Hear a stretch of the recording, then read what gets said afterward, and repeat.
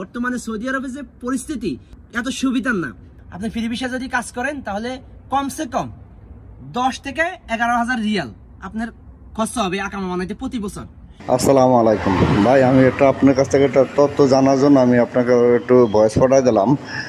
ভয়েসটা হয়েছে, আমি সৌদি আরবে যাইতে চাইছিলাম, আমাকে দালাল বসে 3.5 লাখ টাকা লাগবো। 3.5 লাখ টাকা আমি দেবো আমার নিজস্ব লোকের ভিতরেই। এখন বলতে আছে আরো 60,000 টাকা বেশি দিতে হবে। আসসালামু আলাইকুম, আমি খোরশেদ আলম, সৌদি আরব প্রবাসী।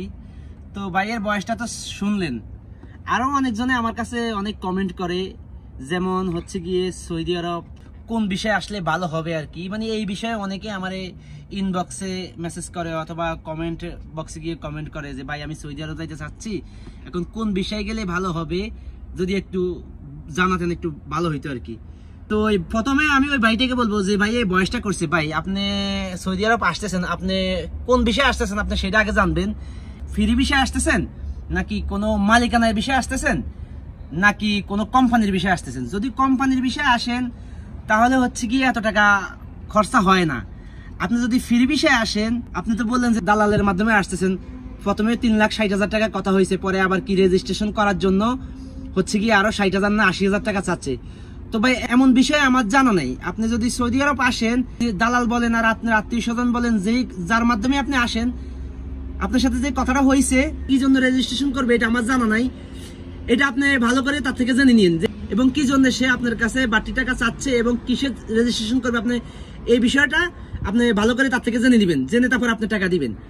আরেকটা কথা বলি, আপনি সৌদি আরব যার মাধ্যমে আসেন, কি কাজে আসতেছেন, কি কোম্পানির কাজে আসতেছেন নাকি অন্য কোনো কাজ আসতেছেন, আপনি তার সাথে ফাইনালি মানে কথাবার্তা বলে দিবেন। যেহেতু আপনার আত্মীয় কাজ, যেহেতু আপনার দালাল বলেন, যেই বলেন, যার সাথে কথা বলেন, আপনি ফাইনালি আপনি কোন কাজে আসতেছেন আপনি ভালো করে বিষয়টা জেনে নিবেন, জেনে তারপরে আসবেন।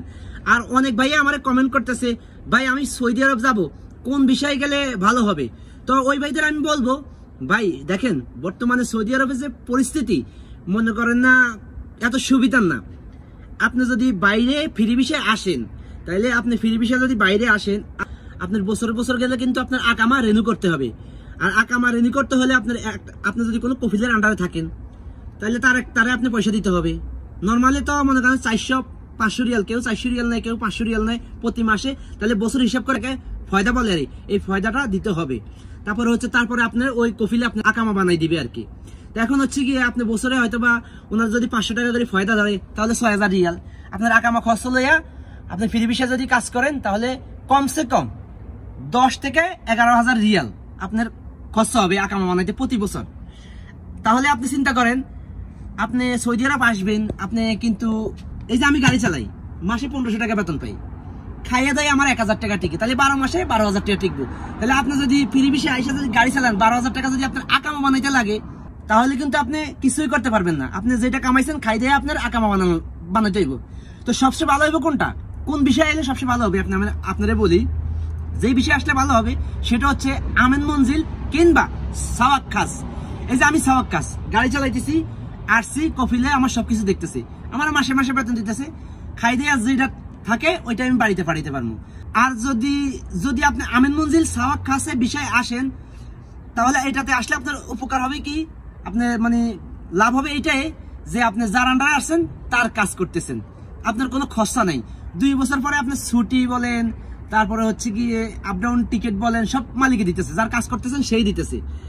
আর হচ্ছে গিয়ে কোম্পানির কাজে যদি আসেন তাও ভালো দেখে শুনে, সৌদি আরবে বিভিন্ন বড় বড় কোম্পানি আছে, অনেক ভালো ভালো কোম্পানি আছে, ও কোম্পানির কাজে যদি আসেন তাহলে ভালো হবে। আপনার আকামা বানানো সবকিছু বানানো কোম্পানি দেখবে, 2 বছর পরে হোক আর 2.5 বছর পরে হোক বা 3 বছর পরে হোক কোম্পানি আপনাকে ছুটি দিবে। তাহলে সবচেয়ে ভালো কোনটা হয়, যদি আপনারা কেউ সৌদি আরব আসেন মালিকানার বিষয়ে আসেন, না হলে কোম্পানির বিষয়ে আসেন, কেউ ফ্রি বিষয়ে আসবেন না। ফ্রি বিষয়ে আসলে সৌদি আরবের বর্তমান যে পরিস্থিতি কোনো সুবিধা করতে পারবেন না। তো আশা করি যে এই ভাইরা এই প্রশ্নগুলো করছেন ভিডিওটা দেখে বুঝতে পারছেন। তো এতক্ষণ যাবত যারা আমার ভিডিওটা দেখছেন, যদি ভালো লাগে অবশ্যই শেয়ার করে দিবেন, শেয়ার করে আরেকজন ভাইকেও দেখার সুযোগ করে দিবেন। তো সবাই ভালো থাকবেন। আসসালামু আলাইকুম।